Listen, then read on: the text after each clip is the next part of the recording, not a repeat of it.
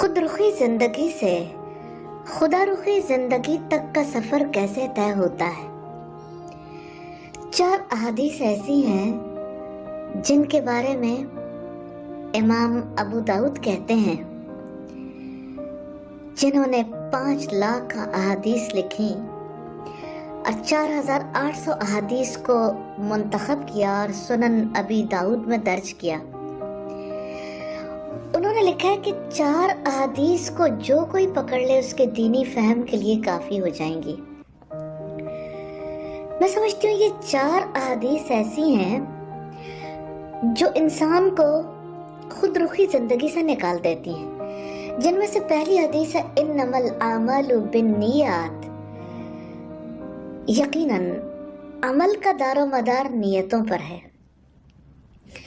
इसका मतलब यह है कि पहला काम नियत का खालिस करना है।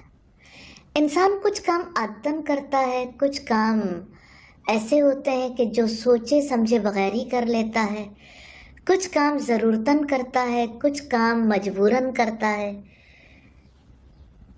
अल्लाह ताला ये चाहते हैं कि इंसान जो काम भी करे खालिसतन अल्लाह की रज़ा के लिए करे, अल्लाह ताला की खुशी के लिए करे।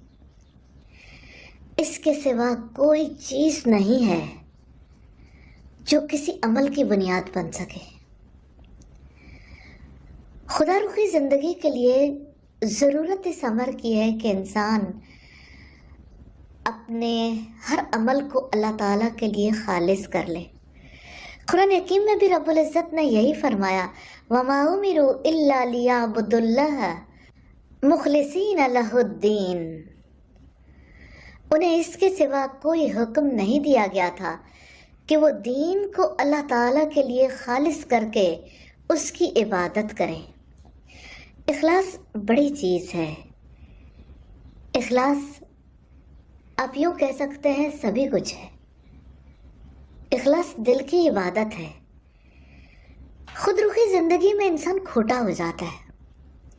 जब इंसान अल्लाह ताला के लिए अमल नहीं करता तो कभी अपने लिए अमल करता है, कभी दूसरों के लिए करता है। मिसाल के तौर पर आप देखिए कि इंसान अगर अपनी ज़िंदगी पर अल्लाह ताला का हक तस्लीम नहीं करता तो अपनी ज़िंदगी का खुद मालिक हो जाता है। आज के दौर में सबसे बड़ा इशू जो इंसानियत फेस कर रही है वो क्या है? मैं हूँ और मैं होता रहता हूँ, मेरा जिस्म, मेरी मर्ज़ी। ये सब खोट है, ये सब फितरत के मुताबिक नहीं है।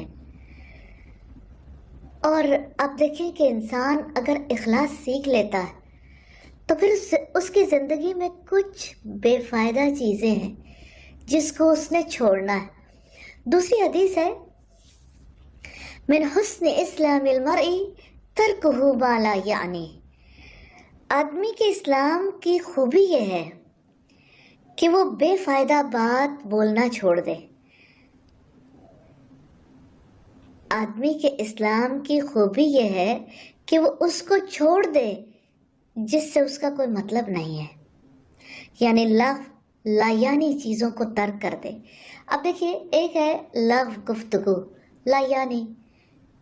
इंसान खुद भी हार जाता है और इर्द गिर्द वाले भी हार जाते हैं। गीबत, चुगली, ताना, बदगोई, बदजुबानी, गपशप, गॉसिप्स इसी में आ जाती है ना। लायानी बातों को ज़िंदगी से निकालिए। खुदा रुखी ज़िंदगी में लायानी का कोई दखल नहीं है, फजूल चीज़ों का कोई दखल नहीं है। तीसरी बात यह है, तीसरी हदीस है कि कोई मुसलमान उस वक्त तक मोमिन नहीं होता जब तक कि वो अपने भाई के लिए वही चीज़ पसंद न करे जो अपने लिए पसंद करता है। ये बात भी बड़ी इम्पोर्टेंट है। अब आप देखिए कि इंसान फजूल चीज़ों को ज़िंदगी से निकाल भी दे तब भी उसके लिए ख़तरा तो है। आगे जाएगा तो इंसान और इंसान के दरमियान फ़र्क आएगा। इंसान कंपैरिजन करता है अपनी ज़ात को, फिर यहाँ से ऊंचा कर लेता है। کوئی اس وقت تک مومن نہیں ہو سکتا جب تک کہ اپنے بھائی کے لیے بھی وہی چیز پسند نہ کرے جو اپنے لیے پسند کرتا ہے. تو سب مسلمان ایک برابر ہو گئے نا. یہی مساوات ہے، یہی چیز مساوات تک لے جاتی ہے. انسان کتنے لوگوں سے حسد کرنے سے بچ جاتا ہے، اور جب سب لوگ ایک لیول پر آ گئے تو اب دیکھیے کہ نہ حسد ہے، نہ باہمی تفاخر ہے، نہ ایک دوسرے پر اپنے آپ کو بڑا ثابت کرنا ہے. تفاخر، تکاثر، یہ سب چیزیں ختم ہو جاتی ہیں. اپنی بربادی کا سبب بھی بنتی ہیں، سوسائٹی کی بربادی کا بھی سبب بنتی ہیں. جیسا کہ رب العزت نے فرمایا الہاکم التکاثر حتی زرتم المقابر. کثرت کی ہوس نے تمہیں غفلت میں مبتلا رکھا ہے، یہاں تک کہ تم لبے گور پہنچ جاتے ہو. تو یہ جو تکاثر ہے نا، کثرت کی ہوس، یہ کیوں ہے؟ کیونکہ انسان اپنے آپ کو دوسروں سے برتر ثابت کرنا چاہتا ہے. زیادہ فیسلٹیز کیوں؟ تاکہ معاشرے میں زیادہ بڑا مقام ملے. تو تکاثر سے غفلت آتی ہے، اور غفلت میں انسان اپنے رب کو بھول جاتا ہے، تو خدا رخی زندگی کی بجائے خود رخی زندگی اختیار کر لیتا ہے.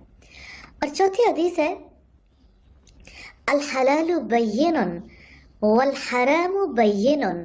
حلال بھی واضح ہے اور حرام بھی واضح ہے، اور ان دونوں کے درمیان شبہ کی چیزیں ہیں. جو شخص شبہات سے بچا اس نے اپنے دین کو بچا لیا.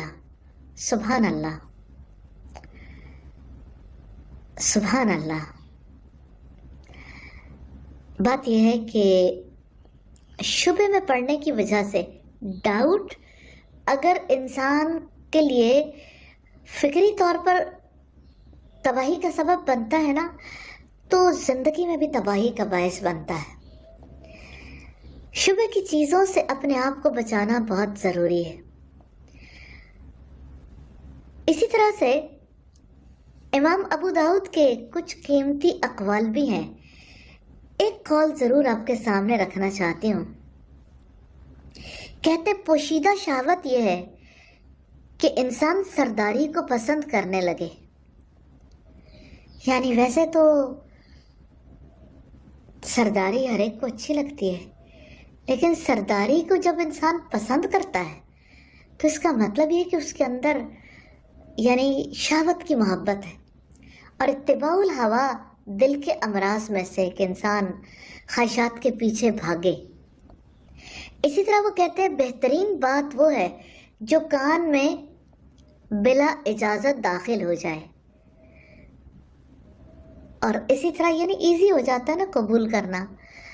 اور جس شخص نے کمتر لباس اور کمتر کھانے پر قناعت کی اس نے اپنے جسم کو آرام پہنچایا. یعنی جب اچھے کھانوں اور اچھے لباس کے پیچھے بھاگو گے تو ظاہر ہے اس میں آپ کی قوتیں بھی خرچ ہوں گی اور آپ ہلکان بھی ہوں گے. پوری حیات لگ جاتی ہے، انسان اچھے کھانوں سے باہر ہی نہیں آ پاتا. تو یہ خود رخی زندگی ہے نا. انسان جب خدا رخی زندگی اختیار کرتا ہے نا تو اس کی زندگی میں امن آ جاتا ہے، کیونکہ اس کی ٹاپ پریورٹی پہ کھانا اور لباس نہیں ہوتے. اب آپ یہ دیکھیے کہ جب ان ساری چیزوں سے توجہ ہٹ گئی تو انسان کو کیا ملے گا؟ گہرا ایمان. اور جب انسان کے اندر ایمان گہرا ہو جاتا ہے تو وہ ساری اہمیت حقیقت کو دینے لگتا ہے. نہ بے فائدہ چیزوں سے دلچسپی رہتی ہے، اپنے اور غیر کا فرق ختم ہو جاتا ہے، اور شبہ کی چیزوں سے بچنے لگتا ہے.